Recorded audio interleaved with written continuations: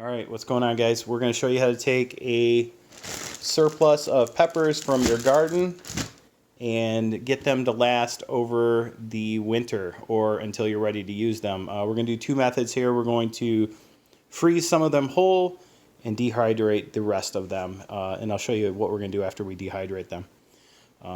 Let's take a look at how it is that we're going to chop these up and how we prepare that. Basically take your pepper, whatever one it is. Let's just take this one right here. You cut your little end off, make sure it doesn't have any seeds out or seeds on it, and then you cut the cap off, toss the cap, and as you can see, we need to get all of this gunk and seeds and everything on here. So we're going to take something that has a hole in it. You can use a large pen, take apart a pen if you want, or I found this little like small vacuum cleaner attachment that I cleaned off really good. And basically all you want to do is get something that has a little bit smaller circumference than the pepper itself, and just kind of jam that in there and kind of work these seeds out, get those veins out of there and push it out the back, kind of pull it, rinse it with a little water, and there you go. You got a seed-free pepper that you can take and store. Add it to the pile that we're doing here.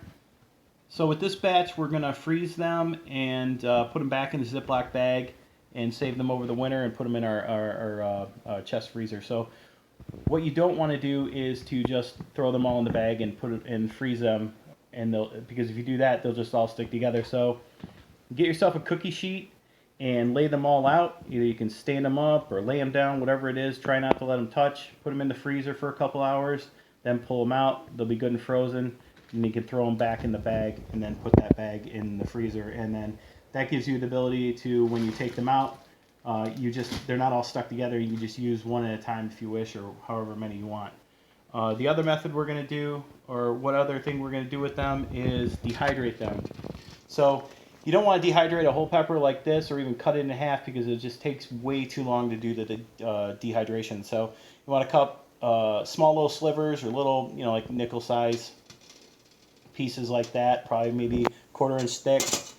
We got our dehydrator here. This is a Instapot Vortex that Jennifer picked up last year. It's an air fryer, but it also dehydrates. So basically all you do is lay your stuff out, stick it in, close it up, it'll turn on, hit dehydrate, it'll set to 130 degrees, and press start. It'll kick on, and this thing will be going for like what, 7, 8 hours, or 12 hours. So just leave it like that, and when you're done, pull it out. Obviously they'll be nice and crispy, and what you want to do with them after that's up to you. You can throw them in a Ziploc bag, wrap them in foil, put them in a box, whatever you want to do, and just put them up on a shelf. What we like to do is put them in a grinder. So we have a spare coffee grinder or a spice grinder that we use, and this is basically what we did. We ground them up, grind some of up pretty fine. Yeah, Jennifer's covering her nose right now because it completely smells like jalapeno right now. It's going to make you sniffle and sneeze. So we grind them up, some of them pretty fine, and then we grind the other ones up at a very coarse. And then what we also did was, if you can see the different colors in there, we dehydrated some bell peppers, some yellow, some red, and some green, and some orange bell peppers, and just kind of finely chopped those up too as well, and kind of just made it a mix, gave it a nice little color. But I think this is quite a few peppers here, but this will last us probably till the end of time.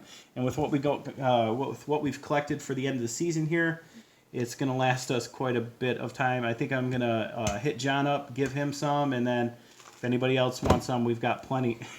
Is that really getting to you? Yeah. I'll put the lid back on. But this is how we store our peppers. We do a very similar thing with our bell peppers as well. Pull the seeds out, cut them in strips, put them on a cookie sheet, and then we freeze them, pull them out of the freezer, and then we bag them up in Ziploc bags and throw them back in the freezer, and then use them when you want to. But yeah, this is it. This is all it takes. Just a couple chops. Put them in the bowl and get them ready, and you got peppers till whenever you want them, for all winter long. All right, guys, we'll talk to you later. Thanks. Bye.